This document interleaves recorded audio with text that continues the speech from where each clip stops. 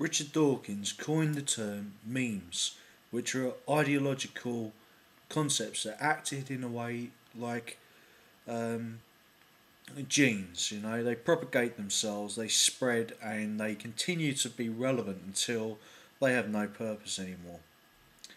And one of these memes could be seen to be um, from ancient Roman history, which was, of course, the debate between the Stoics, who saw themselves as moving towards self discipline, the virtues, and resoluteness, and an ability to make um, non connections around evil people and good connections with good people. You know, from that way, as Epictetus said, who was a Stoic, if you could resist evil or being emotional, the emotions, then that would give you true rationality, and true rationality would give you pure liberty and pure equality. You one example is the most famous example is that when his Epictetus was a slave, and when his master came home drunk, he put him in a pancratian leg lock, which broke his leg. And he said, "If you keep twisting my leg, you're going to break it." And it snapped, and he said, "I told you would break it," without flinching. That's what's given the modern conception of Stoicism an ability to withstand all the elements and pain. It's much more deeper than that.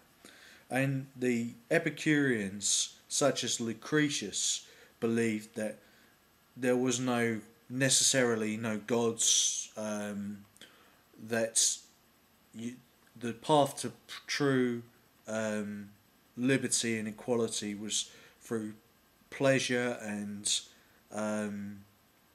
the reduction of pain.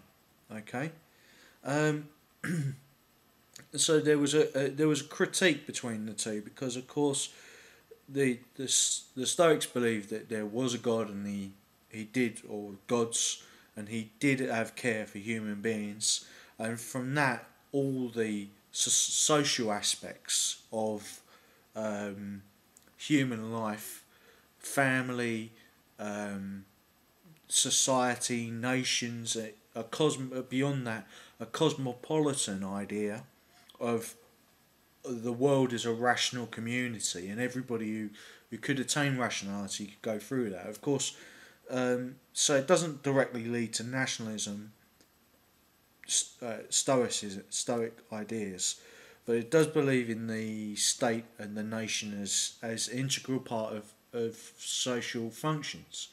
The Epicureans believe more in the individual, and so as you can clearly see, there's a kind of atheistic idea in Epicureanism, belief in the individual. So you're seeing it go more and more over towards what would be recognisable as the American model of social interaction and business, and also ability to think freely and express yourself freely. Stoics believed in that as well, but they took a different path, and you can see that in the European model of Western civilization. The Now both of these were, of course, lost for a long time until Lucretius's book, the nature of things, or the nature of matter, or the nature of nature. It depends on the translation of the Latin. Was rediscovered. It was rediscovered by a construction worker who turned himself during the Renaissance, before the Renaissance, sorry, to reading manuscripts and developing them, and then of course it was printed and it went into the papal library. These ideas then, like the meme that I started with, they came back to life. They started to make people, Stoic and Epicurean ideas started to make people go into positive inquiry. The Epicureans particularly believed that nothing could be known, everything was wrong. You can see a direct idea in science there. The Stoics believed that everything could be known if you just went on the path to it. So if the two hadn't existed, if the two hadn't critiqued each other, then there would have been no scientific inquiry. People like Christopher Hitchens, this computer, me talking to you about it, would never have existed. There would have never have been any scientific revolution in Europe. You know, arguably, not for a long time. Okay, because of course these things were lost after the fall of the Roman Empire and the reorganising of Europe during the Migration Age, which led to the English going from Germany to Britain and of course everything else. Now, there's not to forget that there were people like Bede, who was a Christian monk, who got the approximate dimensions and weight of the Earth and saw the Earth as a globe, but that was lost after the Norman conquest, which is important because, of course, these ideas of freedom and equality and resistance not only were a true factor in the 30-year resistance to the Norman conquest that followed from the English people, but they re-emerged in 1776 during the American Revolution to get off the Norman yoke. That was one of the key things, the taxation and the Epicurean ideas that Thomas Paine and Thomas Jefferson saw as being absolutely essential to American freedom in the pursuit of the American dream. So there have been three Englands, in fact, England in the neck of Denmark in northern Germany, then the England created by Hengist and Horsa as for a long complicated process of settlement, and then the United States. And the American Constitution has inspired people like Ron Paul, who've seen it as a strict constitutional framework, which is almost on par with for Christians the Bible almost, you know.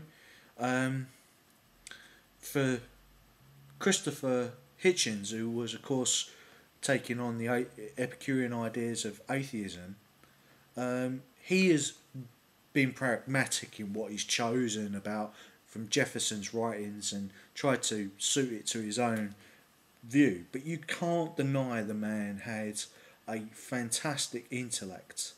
It wasn't like he was breaking new ground in many of his ideas, but he revealed things on the ground which we might have missed, like a tracker going through the forest. We can all see the trees, but we can't see those little details, you know. And as he closed his eyes to life, he's opened my eyes to many different issues. I mean, that's why I dedicated part of my playlist to Christopher Hitchens. I didn't agree with him. Some things about him I found I found repellent. Other things about him I found very inspiring, you know.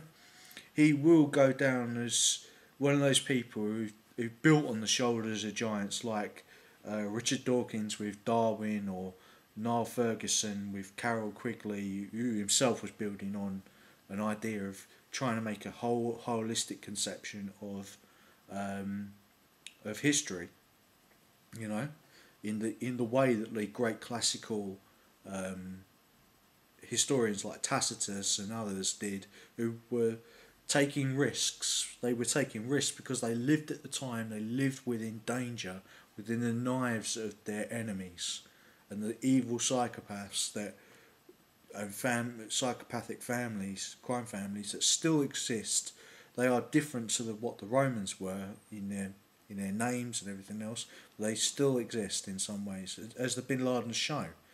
And Christopher Hitchens ditching his left-wing mantle and standing up to the Bin Ladens was quite brave, if you didn't know who Christopher Hitchens was associated with. Despite that, you can't judge everyone, but I'm not talking about Vanity Fair there.